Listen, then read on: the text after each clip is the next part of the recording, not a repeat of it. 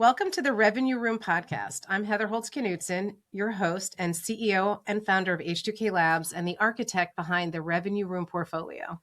This is where CEOs and revenue-critical C-suite leaders come when they're done with old playbooks and want to design and execute what actually drives growth in a data and AI-powered economy. Every episode brings you the most interesting, forward-thinking operators in the media, events, and data information services industries. These are not just people who are talking about the future, they're building it. These are leaders rewriting business models, redefining value creation, and moving faster than the markets who are trying to disrupt them. What you hear today is shaped by the ecosystem behind us. Revved Up, our flagship summit for CEOs and revenue-critical CXOs who trade real playbooks, not platitudes. And Revenue Room CXO, the invite-only network and year-round growth operating system for leaders who refuse to fall behind. Today, I'm delighted to introduce our guest, Doug Emslie. Doug has spent nearly 4 decades building and scaling businesses in the global events industry. He started at Blenheim in his mid-20s, negotiating multi-million-pound deals before the age 27.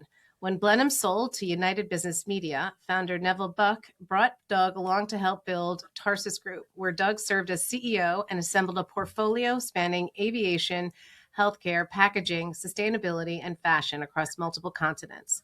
Tarsus was acquired by Charterhouse Capital Partners in 2019 for $560 million and later by Informa Markets for close to $1 billion. During the pandemic, Doug chaired CISO, the Society of Independent Show Organizers, and helped architect an unprecedented industry coalition that produced the All Secure Standard and formed the Exhibitions and Conferences Alliance. Today, through Cuil Capital, he takes strategic positions in media and events, businesses where community runs deep. His current investments include a majority stake in Raccoon Media Group, a minority position in Jacobs Media, a board seat at Easy Fares, and the launch of TrailCon. Doug is a clear-eyed critic of over-consolidation and over-engineering in the event space. He argues that the industry's future depends on balancing data-driven precision with room for the unplanned, the creative, and the human. And I'm most honored that Doug agreed to join the Revenue Room CXO Executive Advisory Board. So Doug, welcome to the Revenue Room podcast. I'm really excited to have you with me today. Thank you, Heather. It's nice to be here. I'm quite scared. You said nearly 4 decades. I like to say nearly a third of a century, which makes me sound really old. But it doesn't seem that I've been here that long. I still consider myself young and learning. Well, not getting to know you, you actually are young and learning, and just one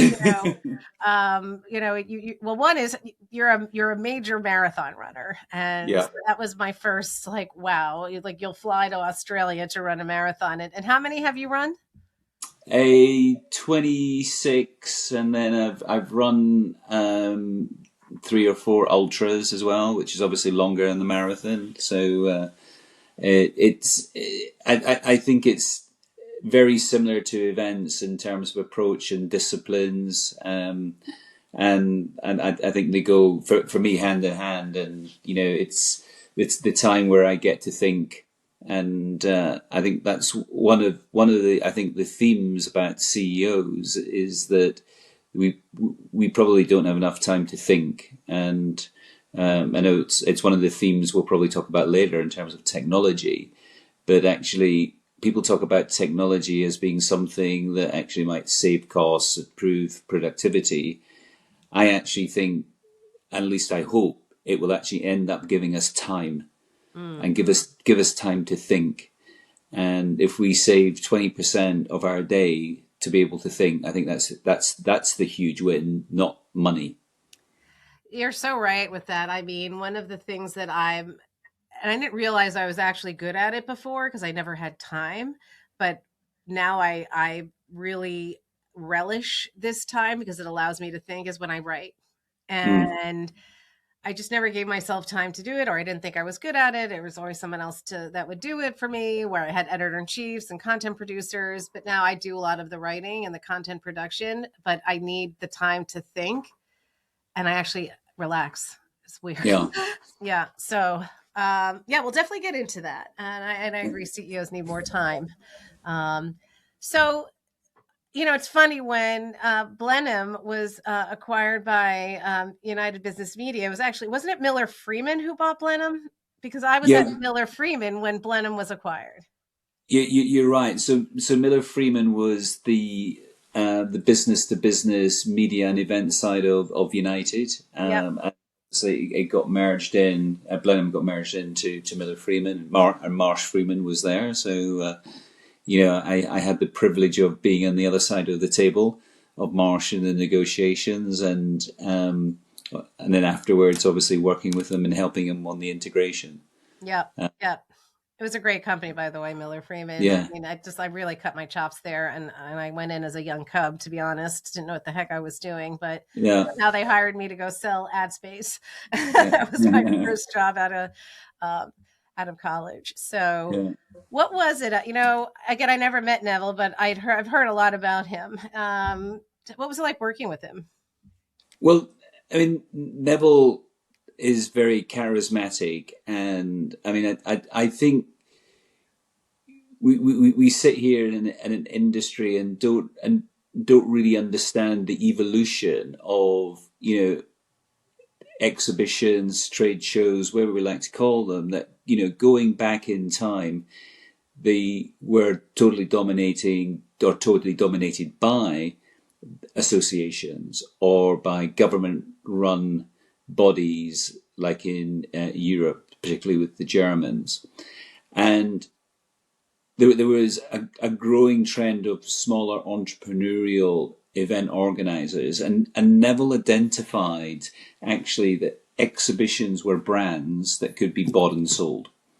And he did that in the early 80s, and then dramatically built up a business in the public environment, and grew in 10 years a company from 6 million to 600 million, which was quite sort of phenomenal in terms of the strategic vision, and also the financial engineering about the events, which is obviously what's attracted so much private equity into our industry, and he recognized it before other people did.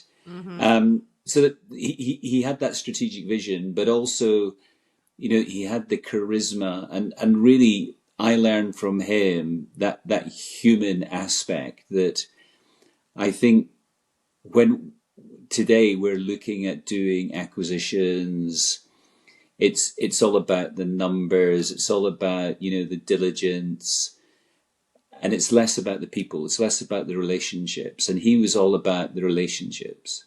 And actually, we did deals where it was about the right people building in the right sectors. And his approach was to build an exhibition company, a bit like a partnership, and he would base it on Goldman Sachs. That he wanted to build a business in Germany or in America, and he would find the best young entrepreneurial independent organizer and do a deal with them. And part of his strategy was that he wouldn't buy them out, but they would take a lot of the consideration in Blenheim shares. So that's what made it the partnership. So it was a different type of financial model. It was identifying people that he called pirates. These were the buccaneers in the markets who were trying to disrupt.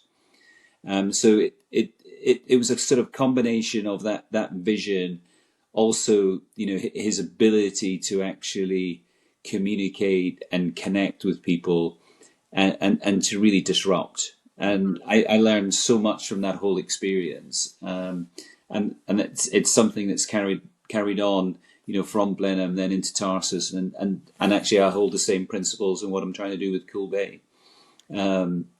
So it was a great learning ground for me, and it's one of the things in terms of how business has evolved that I think is really interesting and quite dangerous for young people. In that I joined Blenheim when I was in my mid-20s, and I learned so much from being in the same room as him, being very young and being in the room when the sale of Blenheim was negotiated with United, with Lord Hollick, with Marsh Freeman.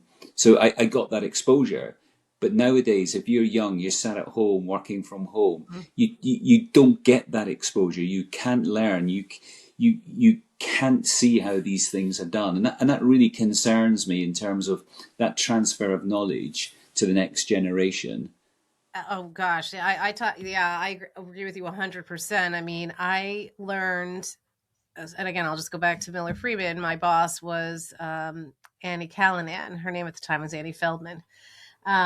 She was reported into David Nussbaum, but I learned so much just by being in the same room with her. I mean, Yeah, again, I was eons down. Like she was the group publisher for the division I was in for the financial services or fintech group. But you learn like how to command a meeting. How do you negotiate with a customer? Like the things she would say on the phone,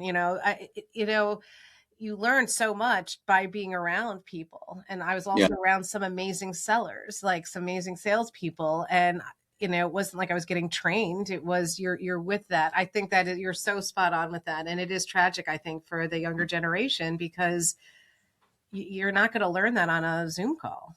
At the end of the day, it's actually what's our business about. Our business is about face to face. It's about being in market, and that's how you learn, and that's how you feel these things, and you can't do it by, as you say, on a Zoom call. We saw that during the pandemic. It was horrendous for our industry, Yeah. and actually the strength of face to face at our events, and it's what we do, and that's why being together and learning from each other is so critical. Well, I want to, that's a great way to move into, I want to talk, I have a lot of questions, about, the Tarsus acquisition and, you know, um, and where you are today.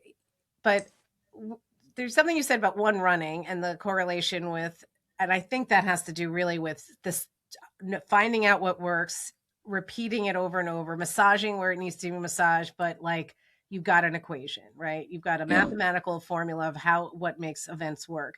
But there's another part. I was just reading some things that I read your article or your opinion piece in, I think it was Trade Show Executive.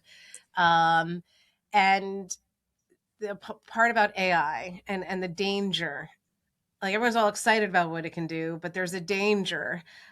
And this is to me is the most beautiful thing about events is yes, you can have your equation, you can do the rinse lather repeat of your business model, but it's the thing that happens on site with your attendees, that serendipity absolutely. that's at risk. So one, talk about how do you balance the spreadsheet and the experience to make this wonderful event? Like what are those components? And two, how do you think we as an industry need to really watch out for erasing that beautiful part of what makes events super special? Yeah, I mean, I think I was trying to get over several messages in that article, and I think it was saying we paint in a canvas, and I think it's going back to what do we do, what is our job, and I think a number of things have happened to our industry. Some are positive, but there is potentially dangerous aspects of it, and particularly around private equity coming in. It's financially driven. For me, I read one of these sort of new entrants into the market talking about actually soon everything will be curated, and that to me just sort of set off a sort of an alarm bell and going, well, actually, I think we're slightly missing the point here about actually what do we do. Yes, we can make meetings, we can make it more efficient in terms of the use of people's time, in that they're seeing the right people, the right prospects, and we reduce down, if you like, the ones that should work and the ones that are highly unlikely to work, so we can be more targeted. But actually, it's creating the opportunities for people to network and to do that in different ways. Whether that's at the bar or in the gym when they're all in the same hotel. And as an example, I mean, I find it really interesting in looking at how people put people together to network. So, and a lot of the good ideas I find come from people who are not in the events industry. They've come into the event industry and just by doing it and thinking differently, because they haven't been programmed to how we think. They just do it differently. So Jacobs Media, which is luxury travel, they put together one-to-one meetings. But what they do is a meeting lasts 30 minutes, and the formal part of the meeting is 5 minutes, where basically it's introductions and they're talking about it. The next 25 minutes of the meeting is the buyer and the seller have to do an experience together. Whether that's go for a little spa treatment, it's going for a walk around the city, it's going to be educated about bees and beekeeping in the city. There's all different types of experiences, and the idea is that it actually creates a bond because you're doing something together rather than just sitting around a table speed dating. Wow, I love that. There's a real relationship being created, and it comes back to actually, at the end of the day, we're humans, and you do business with people you've got a connection with. And while speed dating might sound good, the depth of that connection is usually quite shallow. Mm-hmm. And I think that's the evolution of the industry. And for a lot of people, it's about volume. How many meetings did you have? How many people did you meet? To be honest, if you go to a major event, like for us, if we go to CISO, if I make 2-3 really important connections or really important things that might lead to future investment, that to me is a huge return. It's not about meeting 300 people. Yeah. Yeah, there's a real friction there, though. I mean, and maybe it's different at a CEO level. And I definitely I'd love to learn more about Jacobs, because that's really original and unique. But you've got that, if you're dealing with a market where the marketers, who are investing in your event and all they're being evaluated on in terms of their businesses, like they're not educated enough, or they don't understand the difference between the quantitative and the qualitative. Absolutely. That's where the event organizer needs to get very creative to ensure that they are fulfilling those needs, but also are not, and this not succumbing to that total pressure. It happened in media, by the way, like really Yeah. badly, especially my industry where we were in manufacturing and technology, and it was just very competitive. You had these technology companies who are your advertisers and sponsors, and all they cared about, honestly, wasn't even the quantity. It was like net new within 6 months, and it has to fit my ICP, and you can't have delivered. Like it became, we became like victims to this, and it ruined our business model. It Mm. absolutely ruined the business model. Mm. Because we went away from creating the thought leadership and the value and helping them have an authoritative voice and bring them to the table, to we were just a lead machine, Yeah. and then you lose your audience when that happens. So it's a really, really important point. So, Mm. so Jacob sounds like one of my questions I was going to ask you is to the idea of pirates and buccaneers, and Mm. like, how do you find, like, first of all, are there as many now than when you were, let's say 10, 20 years ago? Like, do you see that entrepreneurial spirit still in the event sector? And if so, how are you finding them? I wrote an article last year about, are we losing our soul in the industry? And my concern there was around the consolidation. And are we doing enough to actually generate the next set of entrepreneurs? Because the industry has changed. That, before you could launch an event, use the advanced working capital to actually finance it. But I think that's changed in terms of the money needed to launch an event now. In terms of, the venues are less flexible than they used to be. The marketing cost to launch an event is different now in terms of you could do, trade outs with magazines. You can't do those sort of deals now with all the online media, which is now the main way of marketing. And you have to have some capital probably to launch. So it's not as easy. And I'm involved with the EVG, so that's one route that was set up about 18 months ago, which was basically trying to recognize this issue and provide capital. Mm-hmm. So that's one model, and to date we've made 4 investments Yeah, yeah. to try and help people. And then secondly, I'm involved in another vehicle that does this called Manta. And Manta is new. It's just been set up by a guy called Toby Duckworth, who led a business called One to One. And they did one-to-one meetings in the mining space. And they sold their business to Hive a couple of years ago.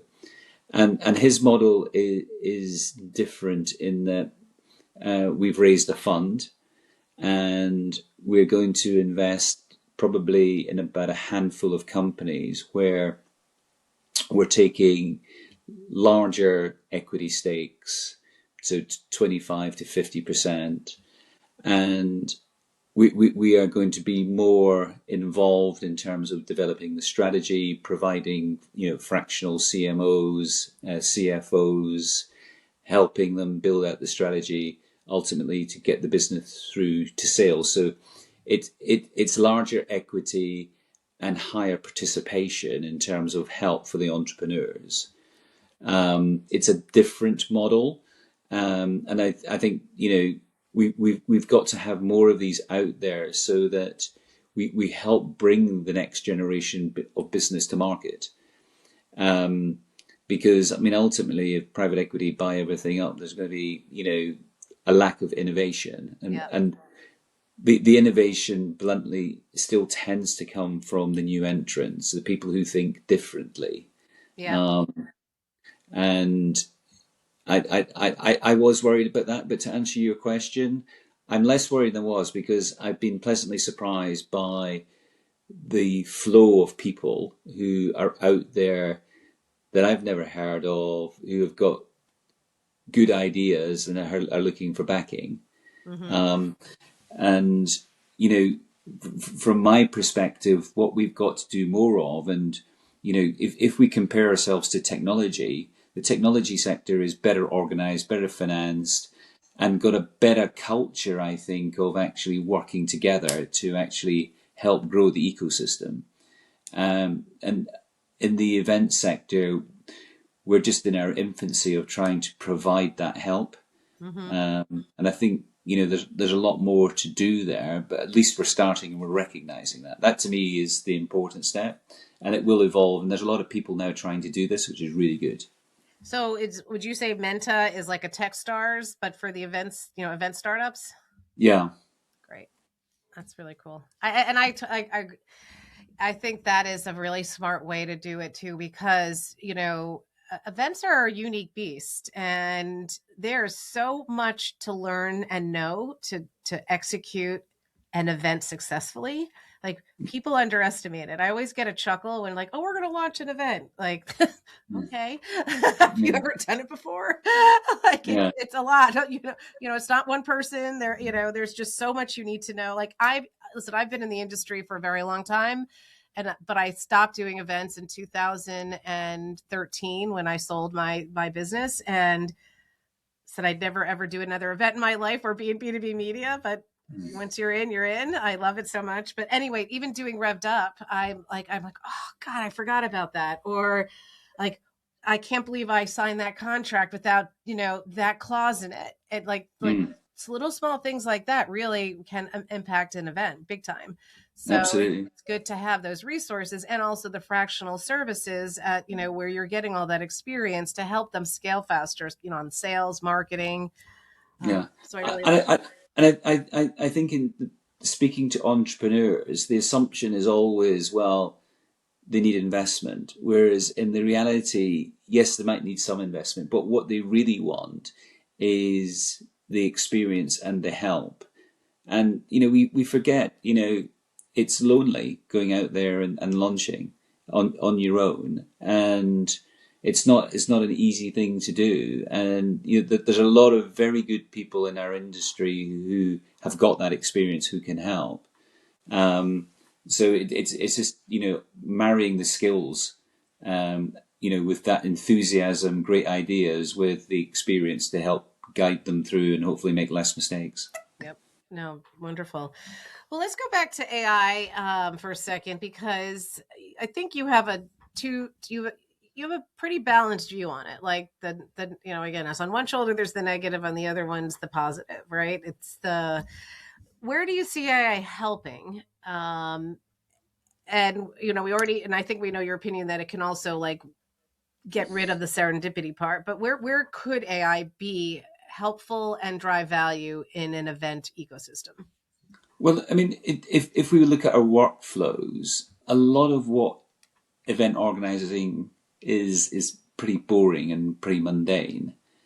And if you take sales prospecting and building lists or looking at new areas to explore, what AI can do is help you think through that whole strategy of where should you be prospecting, what are the related areas that you might want to delve into and bring companies into. So I think it just helps expand and it accelerates your ability to think about your universe and how you develop that. And I think on the marketing side, you can now produce bog standard materials very quickly because it's not rocket science. So a lot of the junior sort of marketing work can be done by AI. A lot of the event research can be done by AI. But I think it's dangerous to think it's going to do it all. I think there's got to be someone there with the experience to go through going that, well, that's not quite accurate, or you don't take everything as read. So I think that's the danger. But I think it can take out a lot of those time-consuming processes.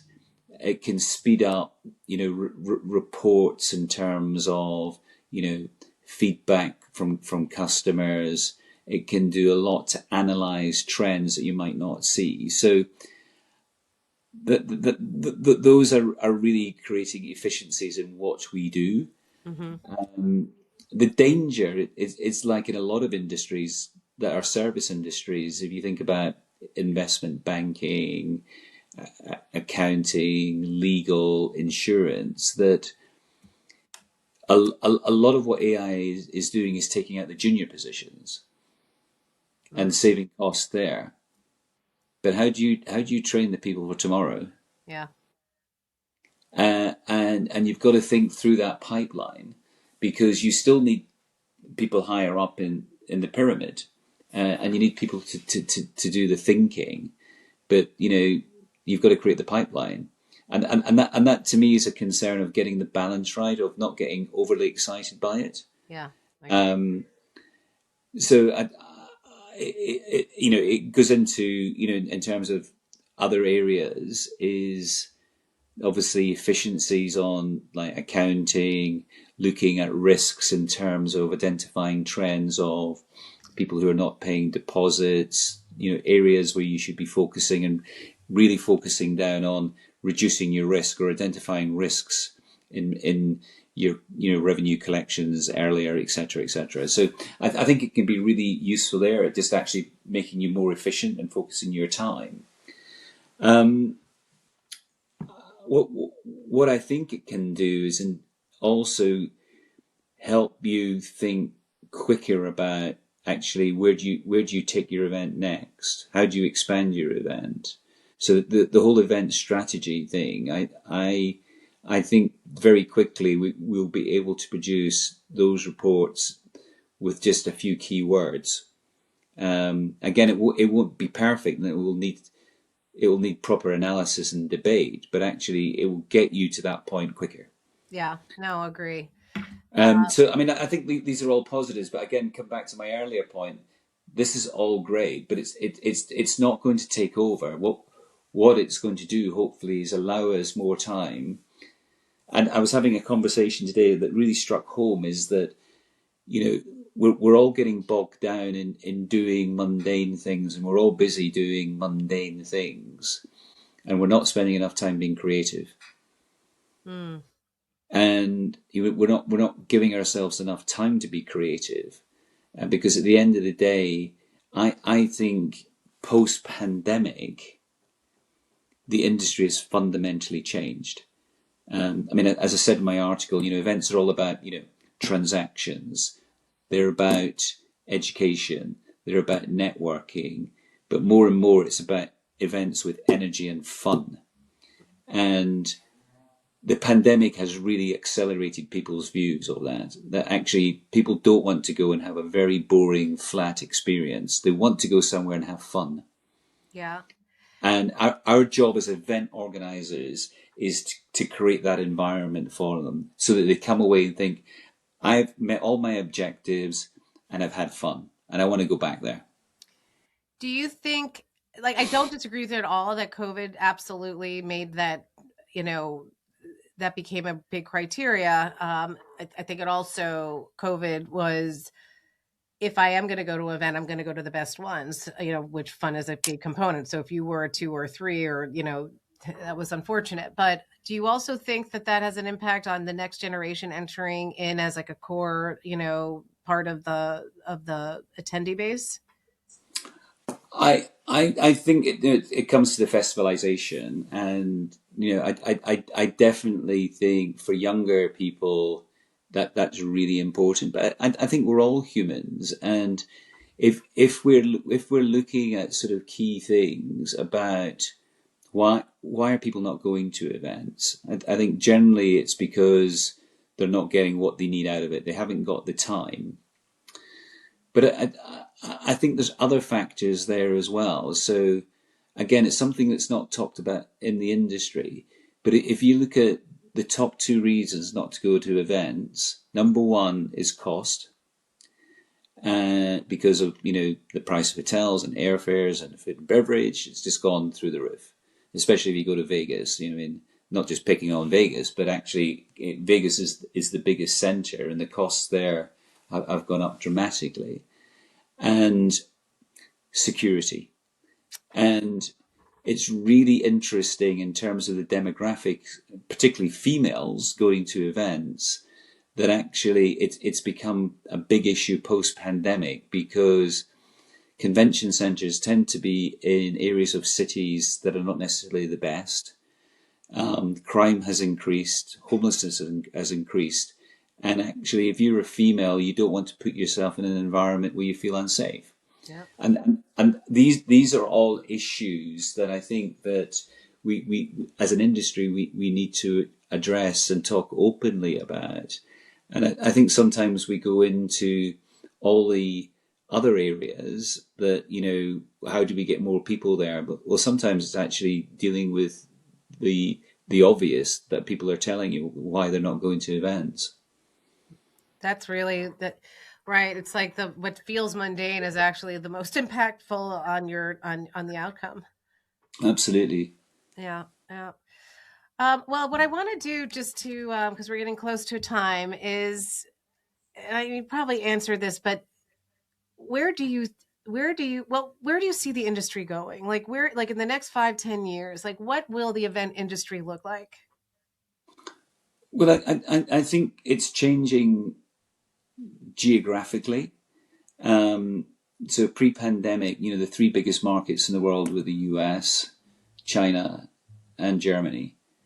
And what's really interesting is post-pandemic, obviously America has recovered and is doing very well. Germany hasn't recovered and has done very poorly. And a lot of that is down to, I think, bluntly 2 things. Firstly, the Germans had the dominant shows in the world in a lot of sectors. And I think there's been structural change there with a lot more regional approaches to actually how people market. And they don't necessarily need to go to the global show in Germany. They can go to a show in America. They can go to a show in Asia. And the other thing is that the German shows haven't really embraced those changes of energy and fun. They're not the most exciting. And I think that's sort of quite interesting in terms of how they reinvent themselves. And, there is a new breed of CEOs coming in who are trying to address that. And in China, because of the political issues, the global issues, they've seen less and less international participation. So it's become more of a domestic market. And the foreign companies tended to pay premiums, so the financials of the shows have been impacted as a result. But on the other side, you've seen the massive rise of the Middle East. It's growing very quickly. There is some dramatic change going on there from a market that was perceived to be a regional market to a market that's now hosting some global events. So it's interesting. For example, CES is no longer the biggest show in the world for technology. It's Leap in Saudi Arabia. So you're seeing sort of fundamental shifts going on globally on where we're going as an industry. I through Tarsus and again what I'm doing now, we've always talked about focusing on markets in transition, and I think that's continuing. Markets are being disrupted generally by technology, and this is going to be a continuing trend where the people who see those disruptions coming and can create platforms for people to get together are going to be the successors. I think people who just try to do rinse and repeat and don't see or are not close enough to their markets, that's where the danger is. And that I think is the classic thing that's happening with consolidation. The big companies getting bigger, private equity running businesses by spreadsheet gives opportunities for the entrepreneurs who can see shifts in markets and can disrupt. So I think we'll just see a continuation of that, and more and more events. People are seeing events as being high quality because AI is going to drive more people to events, because when you go to an event, you meet somebody, they're real. If you're getting marketed online, you don't know if that is real or whether it's AI. Yeah. And therefore, that trust component of face-to-face is going to command a bigger premium. Oh, I agree. Yeah. I think it's a big opportunity on that score. Yeah. Well, this has been a fantastic conversation.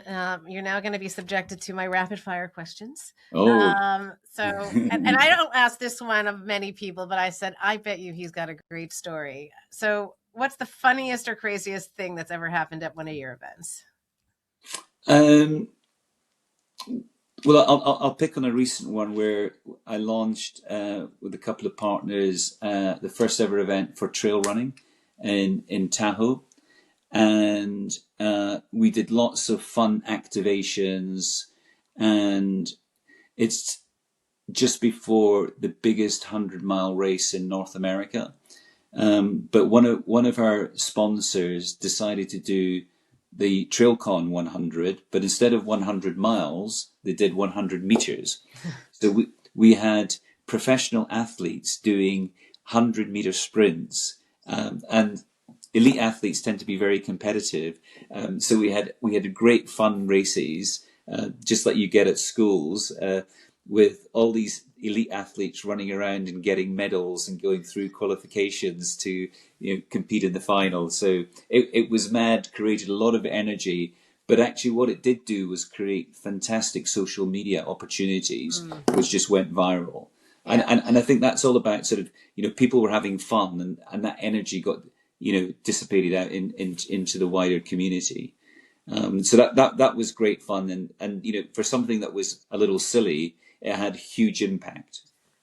I love that, because it actually, what a way to break the ice and just get people to laugh and break down Barry. That's a great story. What's the best business book you've ever read? The best business book. Well, I've just read Barry Diller's biography. I found that really interesting because I'm obviously interested in media. I'm really interested in somebody who's actually been a disruptor in what he's done, but also somebody who's gone through sort of major personal change. So I found that fascinating, and I mean, it's one of my objectives for next year is actually to take more time just to actually read, because rushing around, I just don't read enough. Yeah. So I like reading about media. Whether it was Diller or Rupert Murdoch or media figures who have gone out and done something disruptive and built big businesses. That fascinates me. Well, wonderful. Well, listen, Doug, thank you for joining us today. It's been an incredible conversation. And for anyone who wants to connect with Doug, we will put his LinkedIn profile link in our show notes. And before we close, a reminder that the conversation doesn't end here. It continues inside Revenue Room CXO, the only network where CEOs and their revenue critical teams turn AI disruption into growth strategy. And if you want to experience that thinking live, join us at Revved Up 2026, March 23rd through the 24th at the Vinoy in St. Pete, Florida, where the future of data, AI, and revenue leadership take main stage. We'll share the links to learn about CXO and Revved Up in the show notes. And to our listeners, if you found value in today's conversation, please subscribe, leave a review, and share this episode with other revenue leaders in your network. We'll see you next time on the Revenue Room, where revenue leaders come to grow.